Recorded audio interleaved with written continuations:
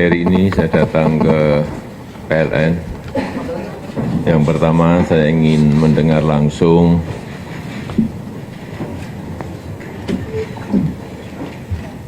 peristiwa pemadaman total minggu kemarin, dan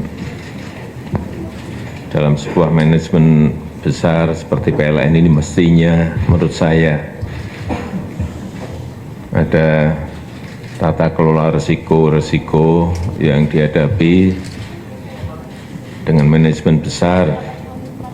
Tentu saja ada contingency plan, ada backup plan. Pertanyaan saya, kenapa itu tidak bekerja dengan cepat dan dengan baik? Saya tahu peristiwa seperti ini pernah kejadian di tahun 2002, 17 tahun yang lalu untuk Jawa dan Bali. Mestinya itu bisa dipakai sebuah pelajaran kita bersama.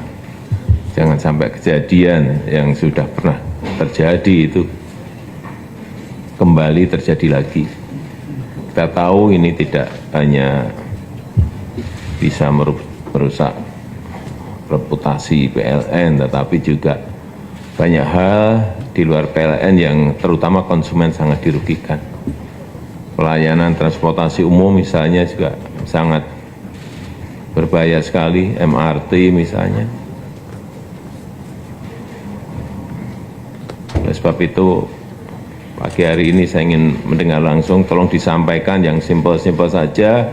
Kemudian kalau memang ada hal-hal yang kurang, yang belak-belakan saja, sehingga bisa diselesaikan masalah dan tidak terjadi lagi untuk masa-masa yang akan datang.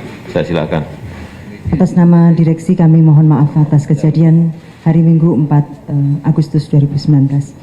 Mohon izin Pak Presiden, kami laporkan bahwa pada sistem kelistrikan di Jawa Bali ini terdapat dua sistem, yaitu sistem utara dan sistem selatan, di mana sistem transmisi ini ada masing-masing adalah dua sirkuit. Jadi dua sirkuit di utara dan dua sirkuit di selatan. Jadi ada totalnya adalah 4 sirkuit atau 4 jaringan yang menjadi backbone, yaitu jaringan 500 kV, Bapak.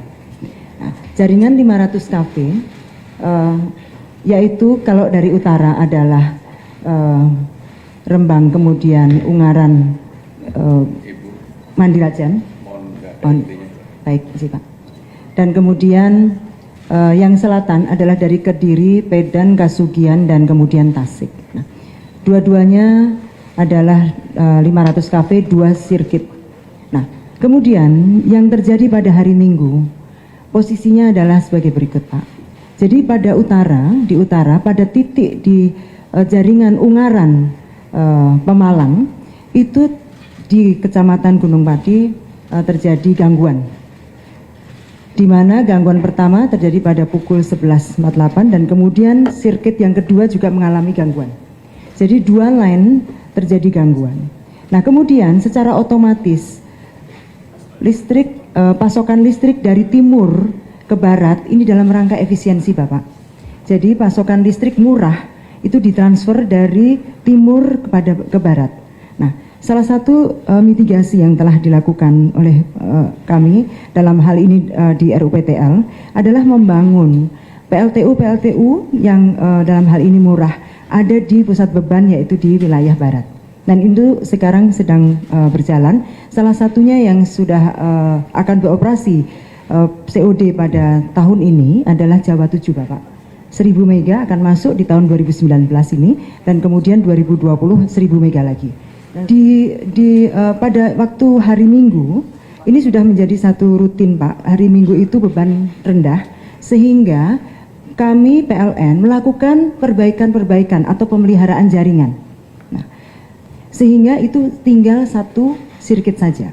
Nah, pada waktu pindah dari Ungaran kemudian ke Pedan dan kemudian ke Kasugian dan Tasik, inilah kemudian membuat goncangan di dalam sistem. Nah, goncangan ini kemudian secara proteksi, secara pengamanan, sistem ini kemudian melepas, Pak. Nah, yang dilepas adalah Kasugian Tasik. Jadi Kasugian Tasik kemudian lepas dari sistem, sehingga aliran dari pasokan daya dari timur ke barat mengalami putus. Nah, di timur masih bertegangan Pak, jadi pada pukul 11.48 itu kondisi sistem kelistrikan di Jawa Timur dan Bali dan kemudian daerah istimewa Yogyakarta dan Jawa Tengah normal Bapak. Nah kemudian karena lepas maka tegangan turun Pak. Nah karena tegangan turun maka secara proteksi pembangkit-pembangkit yang ada di sistem barat itu mengalami proteksi melepaskan diri dari sistem. Dan kemudian memang kami mohon maaf Pak, prosesnya lambat, kami akui Pak prosesnya lambat. Demikian kira-kira Bapak penjelasan singkat. Ya, pertanyaan.